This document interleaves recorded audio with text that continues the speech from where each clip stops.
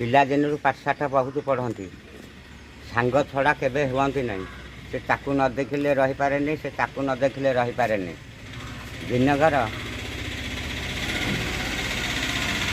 କାଶିଆ ହେଉଛି କପିଳା, କାଶିଆ ହେଉଛି ବ୍ରାହ୍ମଣ ଘରର ପିଲା, କପିଳା ହେଉଛି ଗୌଡ଼ ଘରର ପିଲା।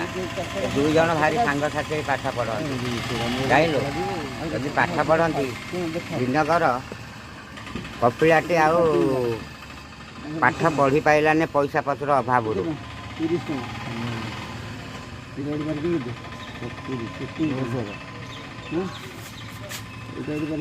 ପଇସା ପତ୍ର ଅଭାବରୁ ପାଠ ପଢ଼ି ପାରିଲା ନାହିଁ, ତେଣୁକରି ସେ ଆଉ ପଢ଼ି ପାଇଲାନି।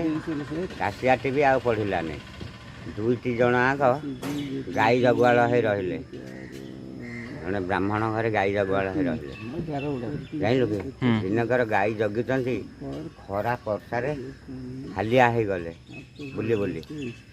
ସେଠୁ ଗୋଟିଏ ଗଛ ମୂଳରେ ବସିଲେ, ଆଶ୍ରୟ ନେଇଗଲେ, ଟିକେ ଦମ୍ଭ ମାରିଦେଲେ।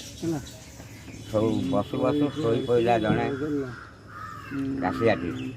ଶୋଇ ପଇଲା, କପିଳାଟି ହାଡ଼େ ଗାଈ ଏକାଠି କରି ବୁଲି ବୁଲି ଆସିଲା ବେଳକୁ ଦେଖିଲା ଯେ କାଶିଆ ଶୋଇ ପଡ଼ିଛି। ଆଉ ତା ମୁହଁରେ ଗୋଟେ ବିରାଟ ଲାଗ ସାପ ଫେଣା ଟେକିକିରି ଟେକିଛି। କାହିଁକି? ତା ମୁହଁରେ ଖରା ପଡ଼ିଛି ବୋଲି। ସାପଟି ବହୁତ ବିକଳ ହେଇ ଆହା କି କଷ୍ଟରେ ଶୋଇଛି, ତା ମୁହଁରେ ଖରା ପଡ଼ିଛି।